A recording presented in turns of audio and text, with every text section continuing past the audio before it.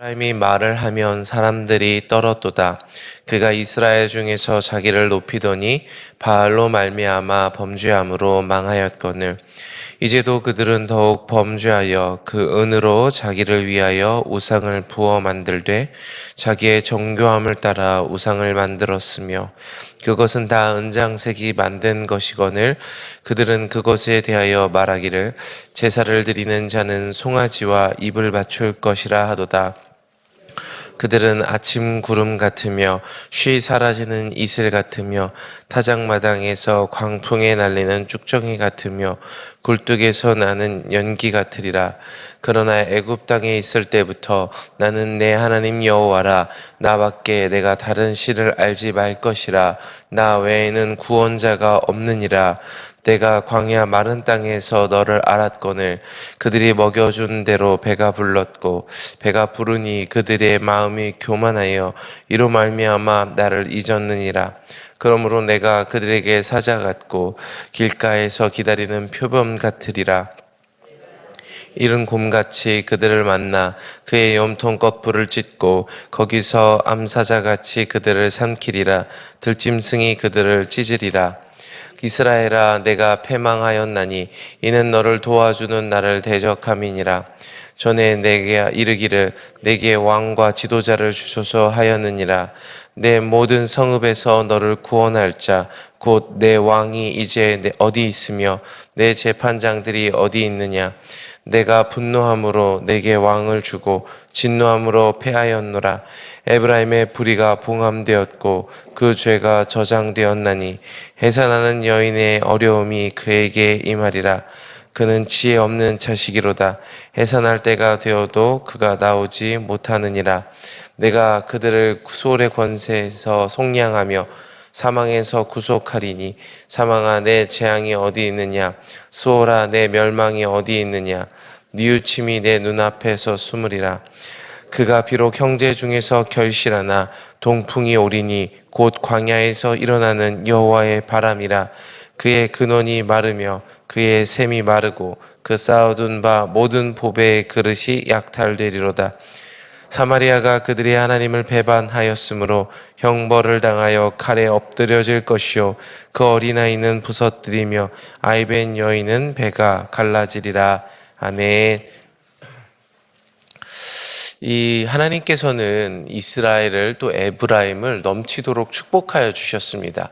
그들을 애굽에서 구원하여 내셨고 광야에서 그들을 먹이고 입히셨고 또 가나안까지 이끌어 들이셨습니다. 정말 적과 꿀이 흐르는 가나안 땅에서 하나님께서는 이스라엘 백성들에게 부족함 없이 넘치도록 축복하여 주셨습니다. 그런데 그 하나님의 놀라운 축복을 받고 이스라엘 백성이 강성하여졌고 그 입의 말의 영향력이 강해졌습니다. 그런데 그렇게 하나님의 축복을 받은 이스라엘 백성은 하나님의 축복을 받았음에도 불구하고 그들의 마음이 높아지고 교만하여졌다고 오늘 말씀하고 계십니다. 오늘 본문은 이 교만하여진 이스라엘 백성, 하나님의 축복으로 인하여 이 강성하여졌음에도 불구하고 그것을 잊고 스스로 교만하여진 이스라엘 백성이 보여주는 이 두 가지 죄악에 대해서 말씀하고 계십니다. 오늘 본문에서 말씀하시는 이 두 가지 죄악이 무엇인지 우리 함께 같이 살펴보면 좋겠습니다. 첫째로 2절입니다. 함께 읽겠습니다. 이제도 그들은 더욱 범죄하여 그 은으로 자기를 위하여 우상을 부어 만들되 자기의 정교함을 따라 우상을 만들었으며 그것은 다 은장색이 만든 것이거늘. 그들은 그것에 대하여 말하기를 제사를 드리는 자는 송아지와 입을 맞출 것이라 하도다. 이 교만하여진 사람, 교만하여진 자가 이 다음 과정으로 저지르게 되는 죄악은 바로 이 우상숭배의 죄악입니다. 이 우상숭배의 죄악은 그 핵심이 오늘 본문에 너무나도 정확하게 나타나고 있습니다. 우상숭배의 죄악의 핵심은 무엇입니까? 바로 이 자기 자신을 위하여 그 우상을 만든다는 것이죠. 자기의 욕심과 자기의 유익이 이 우상숭배의 핵심이라는 것입니다. 그래서 2절에 그 은으로 자기를 위하여 우상을 부어 만들되 라고 분명하게 우리에게 말씀하고 계십니다. 자기를 위하여 만든 것이 우상입니다. 자기를 위하여 만들고 자기의 은으로 만들고 자기의 정교함을 따라 만들었습니다. 결국 자기의 한계 속에서 스스로 만든 것이 우상이라는 사실입니다.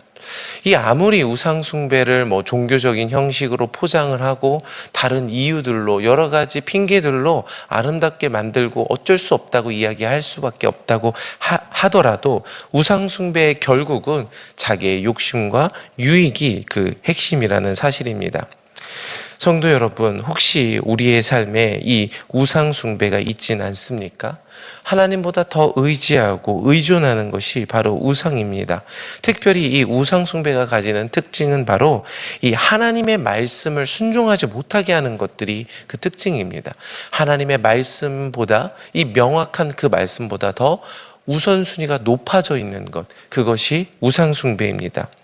여기에 혹시 어떤 다른 이유가 있을지도 모르겠습니다. 내 삶에서 재정이 혹은 관계가 혹은 명예가 내가 이루어 놓은 삶이 혹은 자녀들이 하나님보다 더 의지할 만하고 의존할 수밖에 없다라고 내 안에 그 우상을 섬기는 다른 하나님보다 더 다른 것을 의지할 수밖에 없는 다른 이유들과 핑계들이 있을지도 모르겠습니다.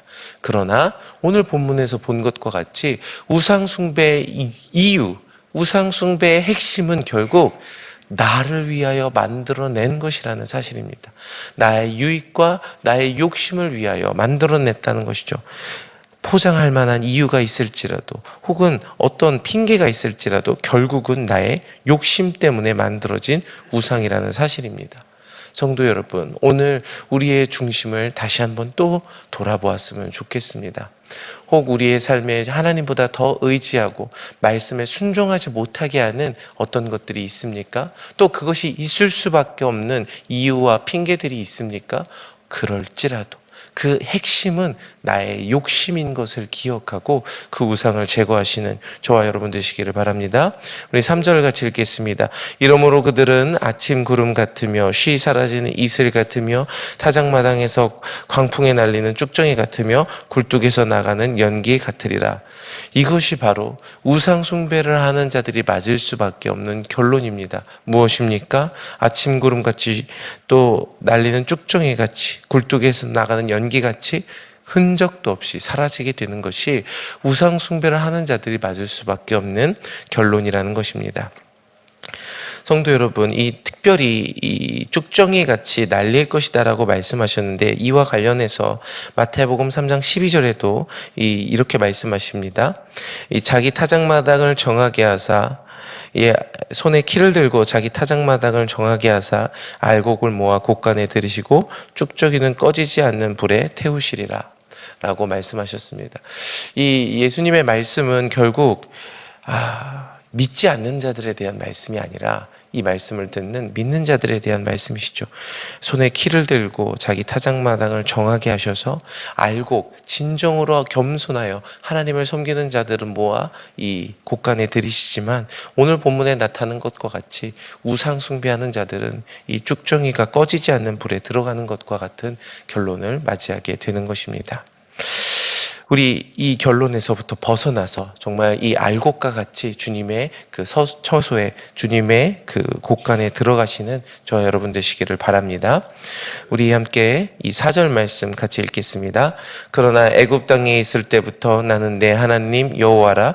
나밖에 내가 다른 신을 알지 말 것이라. 나 외에는 구원자가 없느니라. 하나님께서는 이 애굽 땅에 이스라엘 백성을 구원하실 때부터 유일한 구원자, 유일한 이스라엘에게 생명을 줄 수 있는 분이 하나님이신 것을 그들에게 실로 보여주셨고 그리고 말씀하여 알게 하여 주셨습니다. 그러나 하나님께서 이스라엘 백성을 그렇게 구원하시고 놀랍도록 축복하셨음에도 불구하고 5절 말씀에 보는 것과 같이 6절 말씀과 같이 그들이 먹여준 대로 배가 불렀고 배가 부르니 그들의 마음이 교만하여졌다고 말씀하고 계십니다. 결국 교만하여진 마음은 우상 숭배로 이어질 수밖에 없습니다. 이 교만함은 결국 우상 숭배를 하는 것과 같은 것이죠. 그러므로 그들은 하나님을 잊게 되었고 우상을 섬기게 되었습니다. 그 결과가 무엇입니까? 7절 말씀부터 8절까지 읽겠습니다. 그러므로 내가 그들에게 사자 같고 길가에서 기다리는 표범 같으니라. 내가 새끼 잃은 곰같이 그들을 만나 그의 염통 거풀을 찢고 거기서 암사자와 같이 그들을 삼키리라. 들짐승이 그들을 찢으리라. 이것이 교만하여진 이스라엘 백성이 맞을 수 있는 결론인 것입니다. 여기에 오늘 본문에 말씀하시는 이 사자 같고 표범 같고 또 새끼 잃은 곰 같고 이 들짐승 같다고 말씀하고 계시는데 이 네 가지 짐승은 특별히 이 다니엘 7장에 나오는 네 가지 짐승과 동일합니다. 이 사자, 표범, 곰 그리고 이 들짐승의 내용들입니다. 그런데 이 네 가지 짐승은 특별히 이 이스라엘과 유다를 공격하였던 네 나라에 대한 예언인 것을 우리가 알 수 있습니다. 아수르, 바벨론, 페르시아, 로마. 이 네 가지 나라에 대한 예언이죠. 결국에 이 말씀은 무엇이냐면 이 우상을 숭배하는 이스라엘 백성 유다가 맞이할 수밖에 없는 결론은 하나님께서 이방 나라를 들으셔서 그 유다와 이스라엘을 치시고 그들이 철저히 무너져서 그들의 다스림을 받을 수밖에 없는 상황에 이르게 된다라는 것을 하나님은 심각하게 경고하고 계시다라는 것입니다.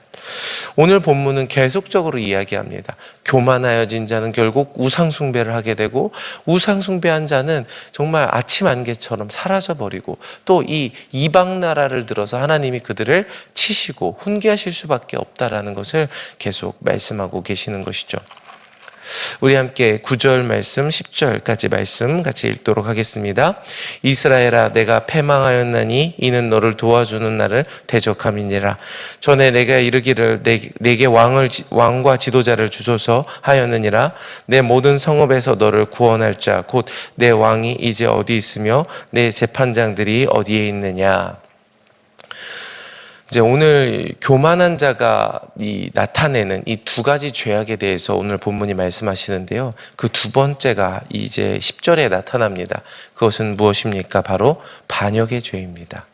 이 왕 되신 하나님을 반역하여 스스로 왕 되고자 하는 것이 교만한 자가 나타내는 이 두 번째 모습입니다.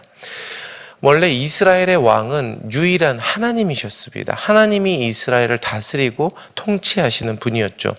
이 왕은 특별히 이스라엘에서 재판을 하는 일을 하였고 또 전쟁을 통해서 이 영토를 확장하고 이스라엘 백성을 보호하여 그 백성들이 번영할 수 있도록 하는 역할이 왕의 역할이었습니다. 하나님은 이스라엘의 왕이 되셔서 이 하나님의 말씀으로 이스라엘 백성을 옳고 그름, 선과 악으로 재판하셨고 특별히 이 전쟁은 하나님께 속하였기 때문에 하나님은 이스라엘 백성을 승리케 하셨고 그들에게 태평성대를 누릴 수 있도록 하여 주셨습니다. 그러나 이스라엘 백성은 하나님이 아닌 하나님의 통치가 아닌 자기의 욕심과 유익을 채워줄 사람의 왕을 원하였던 것입니다. 결국 하나님께서는 이스라엘 백성의 요구대로 그들에게 왕을 주셨습니다. 이것이 바로 이스라엘 백성들이 보여준 반역의 죄입니다. 하나님을 몰아내고 자기 자신이 원하는 왕을 세운 것입니다. 결국 11절 말씀처럼 하나님께서 분노함으로 이스라엘에게 왕을 주셨고 진노하심으로 그 왕권을 폐하셨다. 하나님의 왕권을 폐하셨다는 것을 우리가 알 수 있습니다. 성도 여러분, 이것이 교만한 자가 가지는 두 번째 태도입니다. 반역의 죄이죠. 우리를 다스리시는 유일한 왕은 누구십니까? 바로 유일한 하나님이신 줄 믿습니다. 예수님이 우리의 왕이신 줄 믿습니다. 그러나 혹 우리의 삶에, 우리의 중심에 그 예수님의 말씀대로 순종하고자 하는 마음이 아니라 나의 육신의 정욕과 욕심을 이루고자 하는 마음이 더 커서 하나님의 예수님의 왕권을 거부하고 있다면 그것이 바로 오늘 본문에 나타나는 이 반역의 죄와 같은 것입니다. 오늘 저와 여러분의 중심을 돌아보아 이 중심이 있지 않은지 돌아보시고 회개하시는 저와 여러분 되시기를 바랍니다. 우리 15절 말씀 같이 읽겠습니다. 그가 비록 형제 중에서 결실하나 동풍이 오리니 곧 광야에서 일어나는 여호와의 바람이라.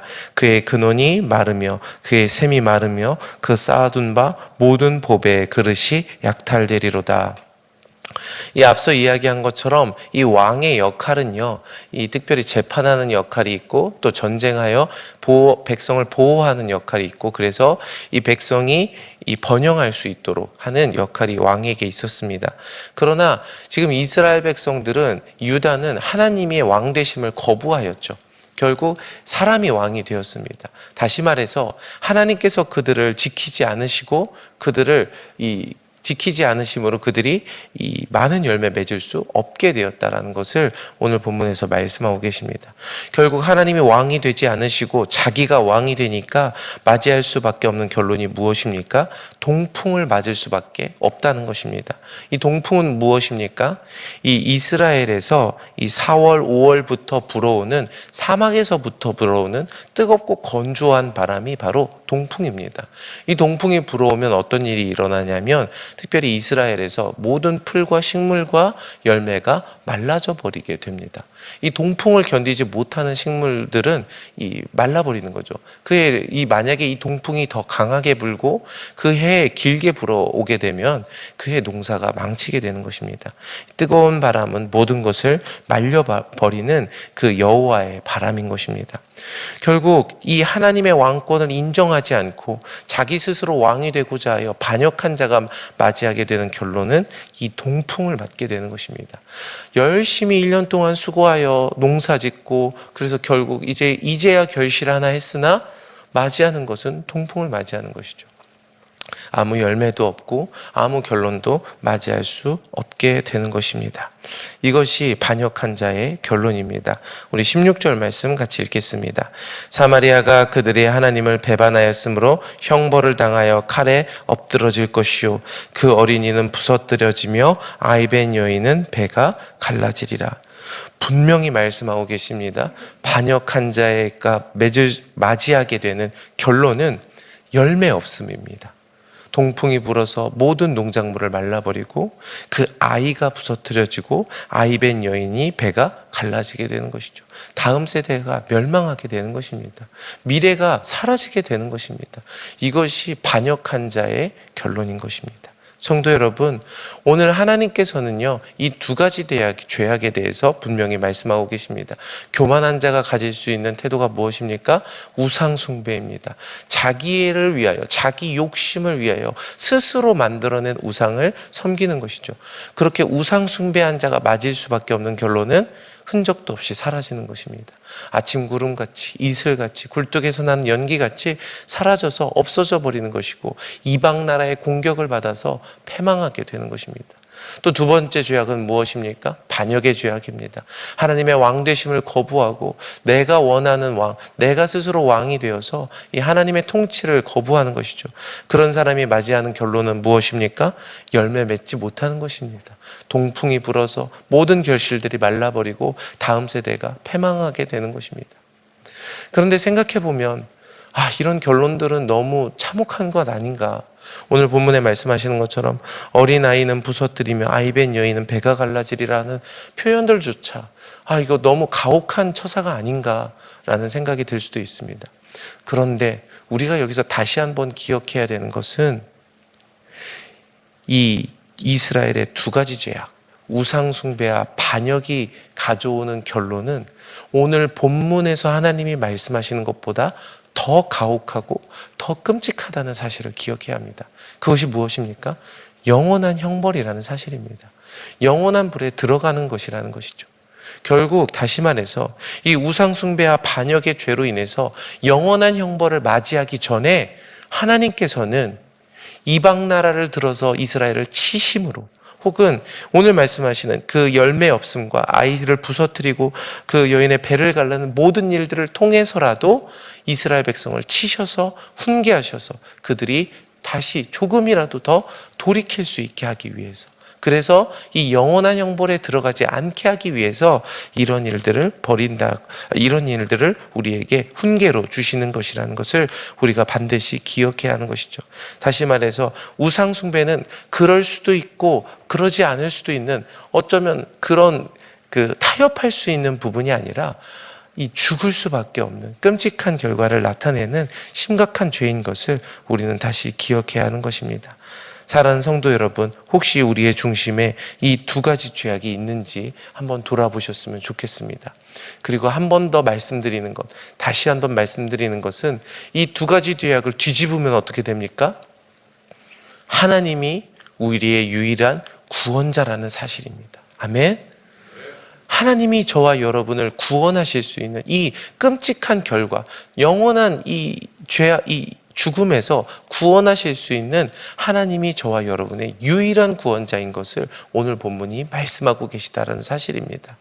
오늘 저와 여러분의 삶에 생명을 주시고 우리의 삶에 활력을 주시고 우리의 삶에 기쁨을 주실 수 있는 유일한 구원자가 누구이십니까? 하나님 한 분이십니다. 하나님 한 분이십니다. 돈도 아니고 관계도 아니고 명예도 아니고 자녀도 아니고 우리가 쌓아오는 업적도 아니고 오직 하나님 한 분만이 우리의 삶에 기쁨과 생명을 주실 수 있는 유일한 구원자인 것을 기억하시기 바랍니다. 또 두 번째로 무엇입니까? 하나님 한 분만이 저와 여러분의 유일한 왕이라는 것을 기억해야 합니다. 하나님만이 우리를 다스리시고 하나님이 우리의 삶을 다스리시고 우리가 하나님의 말씀으로 통치함을 받을 때 하나님이 우리를 위하여 싸워주시고 우리가 많은 열매 맺을 수 있도록 하나님이 우리를 지켜 보호하신다는 사실입니다. 우리는 하나님의 통치함 가운데서 번영하고 많은 열매를 맺을 수 있다는 사실을 오늘 본문은 뒤집어서 말씀하고 계시다는 것입니다. 성도 여러분, 이 두 가지를 기억하시기 바랍니다. 겸손하시기 바랍니다. 겸손하여 하나님이 주시는 그 유일한 구원을 누리시고 하나님의 통치 가운데 들어가시기 바랍니다. 그러므로 많은 열매 맺고 주님이 주시는 그 풍성함 가운데 누리시는 저와 여러분 되시기를 축복합니다.